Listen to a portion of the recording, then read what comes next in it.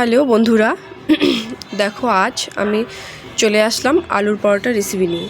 সন্ধে হলেই না মনে হয় কি খাবো, তো তোমাদের দাদাভাই বলতেছিল চলো আজ আমি তোমাকে ফুলকো আলুর পরোটা বানিয়ে খাওয়াবো। যেই বলা সেই কাজ, আমি বললাম চলো তাহলে।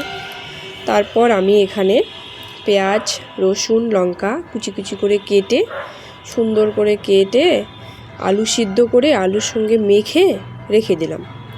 তারপর আমি সুন্দর করে মেখে রেখে দিলাম। তোমাদের দাদাভাইকে বলতেছি তাহলে চলে আসো, আমার হয়ে গেছে। তারপরে বললো ঠিক আছে, তুমি আমাকে রুটিগুলো সুন্দর করে গোল্লা করে আমাকে বেলে দাও, আমি তোমাকে ভেজে খাওয়াচ্ছি। যেই বলা সেই কাজ, চলে আসলাম রুটি বেলতে।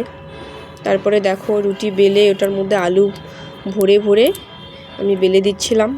আর বরমশাই আমাকে বলতেছিল দেখো আমি তোমাকে সুন্দর করে গরম ভেজে দিচ্ছি, তুমি খেয়ে টেস্ট করে বলো কেমন হয়েছে। তারপর কি আমি তো খুশি যে আজ গরম আলু পরোটা খাবো। তার মধ্যে সর্দি ছিল, আর সর্দির মধ্যে কার না ঝাল জিনিস খেতে ভালো লাগে। তো আর কি বলবো, তো তোমাদের যদি এই ভিডিওটি ভালো লাগে অবশ্যই লাইক করো, কমেন্ট করো, শেয়ার করো, আর এই পেজটি ফলো করো, নতুন ভিডিও দেখার সুযোগ করে দিও। বাই, টাটা সবাইকে।